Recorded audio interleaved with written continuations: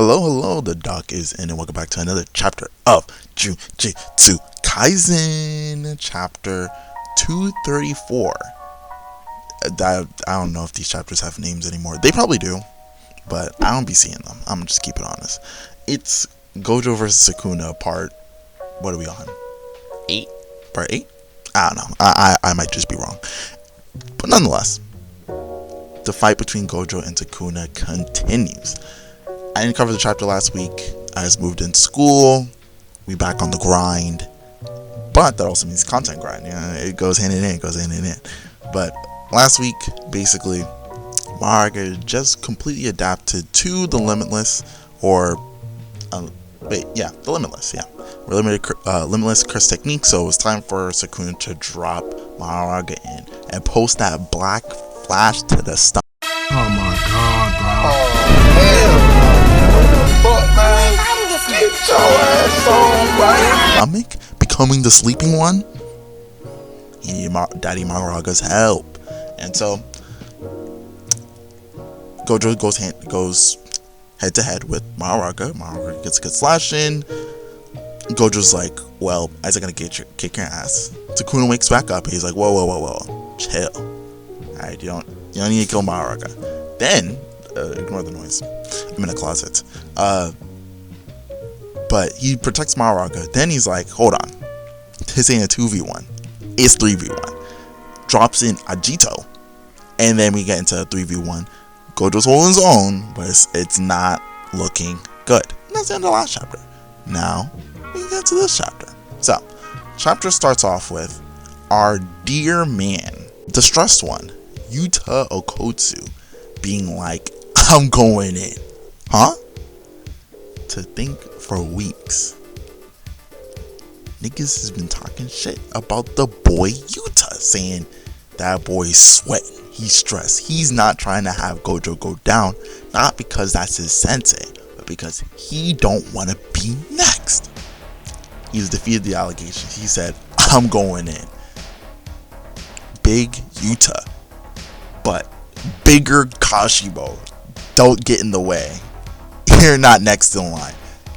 The nigga got, like I said, his curse technique must be absolutely broken for him to be talking this confidently about this fight. Like, he just addresses it like, y'all ain't seen nothing. I'm like, what do you mean we haven't seen nothing yet? What do you mean by that? He didn't say this in chapter, but I'm just saying, the way he talks is like, y'all are petulant children. When I get in, we'll see a real fight. I'm like, whoa. Anyway, so moving on from that, literally the first page. Alright, Hikaru is basically like, hey, I agree with Kashima. You shouldn't go in yet. Gojo said, don't go in until Sukuna's weak enough for us to defeat. Until then, just gotta let Gojo rock. And Yuta's like, extenuating circumstances, no domain. It's a 3v1. If I hop in there with Rika, we can take out Maruga, possibly take care of Agito, make Gojo's life easier. Maki, nigga, chill out. If anybody's going in, it's me. Your insurance, you gotta hang tight. But Yuji, the very supportive one, is like, you know what, Yuta, I support you all the way. Which is kind of crazy. Technically, you should be saying, I'm walking in with him. If two of us go, we can take care of it. I mean, given Yuji doesn't have the arsenal necessary to actually do anything, so it makes sense logically for him not to offer himself up to go. But it's still kind of crazy. It's just like, dang, Yuji, got all these big talkers. Maki saying she going in. Kashimo talking about I'm next in line. I mean, Hikaru's not saying anything crazy yet either, but we'll say he's just on analysis at the moment. You just talking about I'm going in. You've got to have a crazy line too. You can't just be supporting niggas. Get in there. Anyway, Kusakabe basically pipes in. He's basically like, y'all are not analyzing the situation well at all. And they both him and Meimei interjecting. They're basically like, look, all right. Sukuna's wing, Gojo's wing condition and Sukuna's wing condition are totally different. Gojo's wing condition is just taking out Sukuna. That's it. Either taking out Sukuna or getting Sukuna weak enough to be taken out. That's Gojo's win condition. It has levels to it. There are layers. There are things that don't even need it. Because if he goes down and he brings Sukuna weak enough that his students can take care of it, we still win, right? But Sukuna, on the other hand, has to win unanimously. That means every single stage fighter person available who would want to fight him, he has to beat them all at once. There is no break. There is no real support. There is Urame, that is mentioned. Urame does exist. She's in the cut. He, she, whatever. They are in the cut, right? But for the most part, it's just Sukuna. Because it's just Urame. Urame's, at the end of the day, a special grade more than likely, but a regular special grade. This is definitely doable for a room full of special grade class fighters. You know what I'm saying? So that's why they're like, it is in our best interest to just hang out, because if we sell the second part of the plan, well, we're cooked. And so in the end, Yuta has to be like, I gotta hold back. And Hokari brings up a great point. Sukuna probably has an ace up his sleeve, because he knows that this is the situation. And as we've seen, this whole time he's just basically just using the 10 shadows in his dominification, but basically just using 10 shadows. He has to have something else, which is a great point. Everybody's talking about Fraud Kuna, the sleeping one, the fraudulent one. Maybe he's the sneaky one. Perhaps he's holding on to something in his back pocket, like Hokari said, and he's gonna, when time's right, he gonna let that thing out. Pause Pause on that crazy sentence. But he's gonna let that thing out, and the niggas is not gonna be happy. Pause again, crazy sentence. And basically everybody agrees, probably not a good idea. We gotta let Gojo rock it out. Big Kashimo is like, y'all don't get it though. We can't hop in not because of logistical reasons, potentially mess up the plan. No. It's Gojo's fight. We shouldn't get involved because that'd be lame. Big Kashimo. Big Kashimo chapter. Proceeding on, we get into the fight. Nojito, Maharaga, double teaming. They're approaching, well, not approaching, but they're, I guess approaching would be the right word, but not like walking, like sprinting at Gojo, right? Ajito goes for a tail grab. Gojo goes for that emptied stomach, obliterates Ajito's midsection, but he heals back immediately after. Gojo then grabs his tail, swings it away. Maharaga and Ajito are now on the same side, and Gojo makes an observation. He's like, alright, Noe inherited the powers of Great Serpent, Morning Tiger, and Tranquil Deer. Why is this important? Because we were wondering why Ajito is, like, we knew it was kind of a totality thing, like it's probably a combination of various things.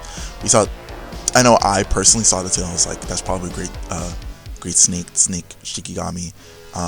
People kind of noticed like the head shape, it was like Noe. People thought the claws were totality, the dogs, but it turns out it's probably the last Shikigami, the Morning Tiger.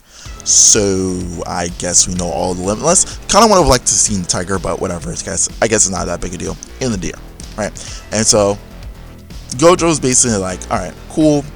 It has a healing factor. That's great and all, but it can't adapt to the Limitless. So they're getting that one shot plus a high priority target because it is a healer. In any video game or thing in existence, healer gets beat up first. So Ajito's about to get that work. We'll see it later in this chapter, actually. Right. From there, Maharaga goes for a little bit of tricky tactic, slices the ground, throws rocks at Gojo. Gojo obviously can't touch this, but obviously Maharaga actually can, but the rocks can't. So he goes in with a slash. He misses. He gets kicked in the stomach. At least I think it is. I was looking at this little, I guess you could say there's two scenes, right? I couldn't figure out what was going on, so I'm just gonna assume he kicked Maharaga in the stomach. Ajito tries to get in, right? They got the little electric in their hands. Gojo T-poses Ajito, knocked that nigga's rock off, just bang, right in the face, right hook. And then we go into the mind, right? Well, not in the mind, but we go to Sukuna in his mind. He's like, I'm just waiting to make sure that Gojo doesn't get his purple off, because basically explains, after 120% purple, that shit was crazy. It obliterated my arms even after I enhanced them, and from a distance at that. If I get hit with a regular 100% purple, probably gonna die. This is probably just the case, right? And so he goes on from there, and he's like, Maraga, why you holding back? You my Shikigami. Let that nigga go. Kashink. Goodbye arm. Yes, I said it. Goodbye arm. That arm, Gojo's arm, gone. That arm was never there. Then this nigga Sakura had the audacity upon light skin face to be like, lovely. I'm like, talking about Delicioso. What is, just, well, first off, Maraga pulled that out of his ass. Where that shit come from? Since when are you just stealing people's abilities? And the reason why we see stealing people's abilities is because Kusakabe, right, the knowledgeable one, Maraga used his slashes, assumably Sukuna's slashes, which is crazy. We did not know that was a thing at all. Never been explained ever or hinted at. But it kind of adds up. I mean, he adapts to abilities. I mean, there very much could be an ability to use the adapted abilities to attack. I mean, you know, and not many people. I mean, the only other person who had Maraga couldn't use him properly because he hadn't actually tamed him. So, you know. But yeah, Shoko stressed, Yuji's stressed. They're all like, his arm's gone. Maraga can use slashing abilities, and Gojo's healing abilities are down because reverse. Basically, his brain, he's getting weakened. All right, the fight's going on. He's putting out like crazy. Pause. But he's doing the best he can. Right, he's working as top peak performance for quite a while at this point. So at this point, his abilities are starting to get weakened. So his healing isn't as fast or as good. So his arm being gone is kind of a problem. Then this nigga Sukuna is devious. Comes out the shadow. He wanna hop in now. Gojo loses an arm. Now he wants to start fighting again. Right? So Maraga and Sukuna teaming up, double team, bang bang. Sukuna kick to the head. Gojo's going flying a little bit. Jito, bang, reinforced punch straight to the back of the skull. Right, really, some real jumping activity. But Gojo's like, user aren't built like that. Know your place. Like full Sukuna stuff. Know your place. Hit with the hit that punch, reinforced blue punch, bang. Sukuna's not looking happy about this one. Catch that man top left. He's not. He's always smiling. Right now he's like, damn, I made a mistake by kicking him in the face. He took that personally, and then proceeded to maximum output blue, like full on anime. Grab that nigga and tossed his ass. Alright. Maraga and Sukuna get out the way. But Ajito, yeah, that boy's a ball. He's done. He's packed. And then we get the last narration for the chapter in 41 seconds. Gojo Satoru's Hollow Technique Purple. I don't think it's supposed to have a Hollow Technique Purple, but Hollow Technique Purple will once again make its mark on the old battlefield of Shinjuku. End of chapter. No break. Oh, next chapter is about to hit different. I know. If we're lucky, and Gege's not feeling like a blue baller, not feeling like a maximum output blue. Pretty good joke, right? Pretty good joke. If he's not feeling like one of those, we're gonna see him pop the purple and somebody's getting obliterated. Or he's gonna pop the purple, he's gonna miss, and then we're gonna be like, damn, we're taking you up on that offer. Get in there. Magi, you too. Get in there. Kashimo, you too. Get in there. Because if that purple doesn't kill, somebody get in there. Somebody save that boy, because he's going to die. He's going to die. So, yeah. But yeah, end of chapter. Very nice. Great chapter. Very nice. Big Yuta, Big Kashimo, Big Maki. Honestly, just seeing everybody on, let's say, B team basically be like, well, some of them are like, it's not advantageous to hop in there. But generally, I think everybody's in agreement that hopping in there is going to more than likely, well, I wouldn't say be a necessity, but if Gojo loses, we are prepared to hop in there. But it's just not the time yet. Yuta showing off like, hey, that sweat can dry up, you know. That sweat can dry up. I'm ready whenever. I'm ready for whatever. Yuta's my GOAT, so I like to see it. Kashimo is also my GOAT, so I love to see it. I want to see Hikari get crazy in there, but he's not like a crazy fighter. He's actually quite, well, I would say, kind of smart. I think the way he goes about things is intellectually. So I do feel fine with his portrayal in this situation. Yuji, I need that nigga to sound bloodlusted, but it's okay. It's okay. He's not that kind of guy. That's fine. I do like that Kusakabe and Mei kind of point out the win conditions and what this fight is in its totality. Because yes, it's cool and all, Gojo versus Sukuna, blah blah blah blah blah. Who wins? Blah blah blah. We find out who's stronger. Yada yada yada. Frakuna, Gojo, whatever. Right. The important thing to remember is that in the context of the story, that fight, while bombastic, is not the point. The point is that we need to stop the merger. If we do not defeat Sukuna, there's a good chance the merger will go through, because he will try to murder us, and he is very obviously quite strong and not easy to kill. So, considering the win conditions as we need to defeat Sukuna. Defeating Sukuna means we win. If Gojo defeats Sukuna, we basically absolutely win. Alright? And if it's the other way around, Sukuna needs to beat everyone. He can't let anybody slide. Not that he'd want to, but just to say that he has a lot of things on his list of things to do that make it so that then is not straightforward for him to go out, you know, completing his end of the mission, right? So just putting it in perspective for the readers as well, to kind of say, like, you know, it's fun and all to focus really hard on the fight, but in the context of the story, the fight isn't actually the most important part. It's just the deciding factor about how difficult the rest of the mission is about to be, right?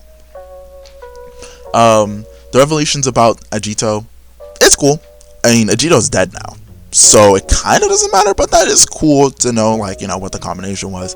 Ajito does seem kind of strong, but as Gojo analyzed and said, you're just not built like the other two, so you gotta go. Now, interesting thing is, if Ajito's dead, that's 3 Shikigami that have been taken out, right? But they combine down the line. So once one Shikigami dies, its power gets passed down to the next one. So if 3 Shikigami just died, whatever's next just got way more powerful, which is interesting. Probably not gonna have Sukuna summon it or whatever it is, if there is another one, but it's just interesting to kind of know. Other than that, Maruaga popping the Sukuna slashes, crazy activity. Will we get explanation of this? Maybe next chapter, but yeah, that's insane. Assumably, this requires some kind of usage of the wheel. Obviously, we see the wheel do a turn and then pop the slash. So probably how this works is that, like, once it adapts to a technique, if the user is strong enough or knows of the ability, it can make Maruaga use one of its adaptations to shoot off the ability. Assuming I'm correct, it can use the Limitless. Now, given it's a huge usage of curse energy and it requires a lot of practice to do in a effective manner, versus Sukuna slashing a technique, which is almost basically the best way to think about it is just it's a sword that comes out of the ether to slash things for you based on your direction and whatnot. So So we don't know. I don't think we'll actually see the limitless technique used, but it is interesting just to take note of that. You know, this is going to be a thing. So yeah, red flags, death flags, going up. And Ejido's death, love it. Yep. I said it. Ejido was cool looking, but they're gone now, packed up, trash. And the last part of the chapter, like I said, I don't think it's supposed to be hollow purple because we heard last chapter that was unlimited hollow technique, right?